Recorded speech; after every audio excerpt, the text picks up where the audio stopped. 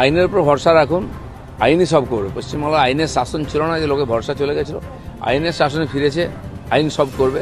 অনেকে আইন হাতে তুলে নিচ্ছেন, ওটা করবেন না। আজকে বিধাননগর দক্ষিণ থানায় 10:30টার সময় অরূপ বিশ্বাস, তাহলে মুক্ত বাতাসে অক্সিজেন নেওয়া অরূপের কি আজকে খোলা ময়দানে শেষ দিন? দেখুন, অক্সিজেন ক্রাইসিস তো হয়েই গেছে, নাহলে কুণাল ঘোষ রাস্তায় পড়ে যান কেন? অনেকেরই অক্সিজেন কম হয়েছে, কিন্তু আমি বলে দিচ্ছি, যে যা করেছেন, যা দাপটে, পার্টির লোকেদেরও কথা বলতে দেয়নি। আজকে তারা মুখ খুলছেন। বাইরের লোকেদের তো ছেড়ে দিন, পুলিশের কথাও কেউ শোনেনি, অ্যাডমিনিস্ট্রেশনের লোকেদের কথা কেউ শোনেনি।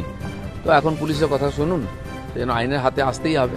এখনও বহু লোক অত্যাচারিত হয়ে চুপ করে বসে আছেন। আমি বলছি, 21 সালের যে পোস্টপল ভায়োলেন্সেরও এখনও আর অভিযোগ নেওয়া হচ্ছে, এফআইআর। আপনারা গিয়ে এফআইআর করেন। আপনার যদি টাকা নিয়ে থাকে, দোকানপাট জবরদখল করে থাকে, সবাই কমপ্লেন করুন, সুবিচার পাবেন। বিধানসভায় মন্ত্রী হিসেবে আপনি যখন পরবর্তী বাদল অধিবেশনে যাবেন, আপনার সামনে দুটি বিরোধী দল থাকবে, আপনি কোন দলকে কি নামে ডাকবেন কিছু প্র্যাকটিস করেছেন? না, আরও 2-3টা বিরোধী দল তো আছে বিধানসভায়। আমরা যখন জিতেছিলাম সবাইকে সাফ করে দিয়েছিলাম। এখন বিরোধীরা আছেন, যাদেরকে মানুষ জিতিয়েছে, তারা বিধানসভায় থাকবেন।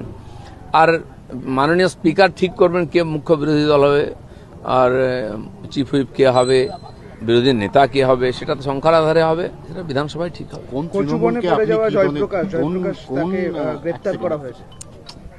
জয়প্রকাশ বাবু তো জেল খাটার অভিজ্ঞতা আগেই ছিল, আমাদের পার্টিতে এসেছিলেন, একবার জেলে গেছিলেন, আবার গেছেন। তো আমার মনে হয় ঠিক জায়গায় গেছিলেন, এখন ঠিক জায়গায় পৌঁছেছেন। কোন তৃণমূলকে আপনি কি নামে ডাকবেন?